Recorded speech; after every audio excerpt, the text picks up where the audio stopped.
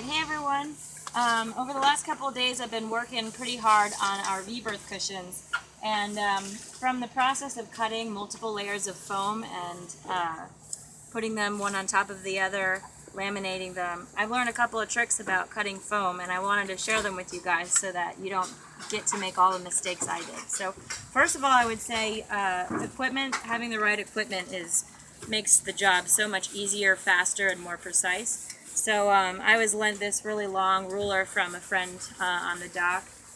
Also having a straight edge or square ruler is really great to make perfectly 90-degree angles.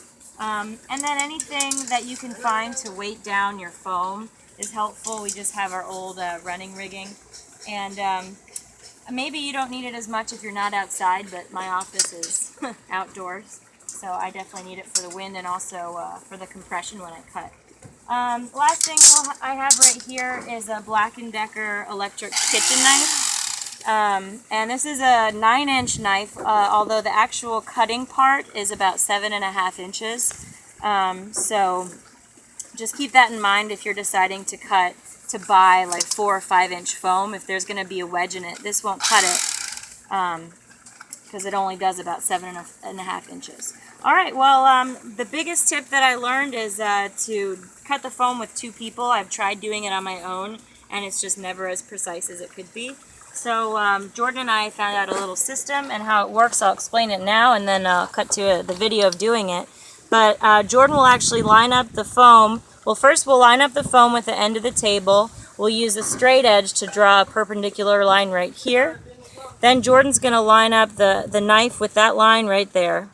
And what we also did before cutting is we drew a line underneath the foam all the way along this table.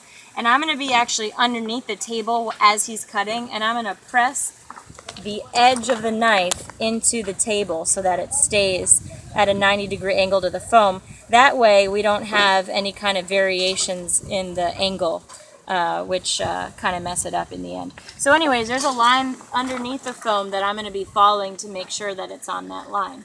And that's pretty much the biggest trick, just having someone push that tip towards the edge of the table, and then you get a really cool line.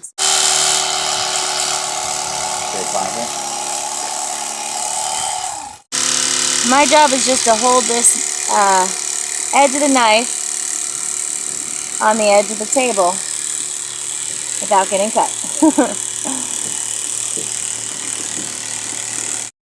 We just finished cutting this edge. There's a couple imperfections, like right here. That's actually where we stopped filming. And then we switched over and changed up our angle. But as you can see, the straight edge is actually really, really nice. I wish I could show you some of the pieces of foam that I cut when I was trying to cut it on my own.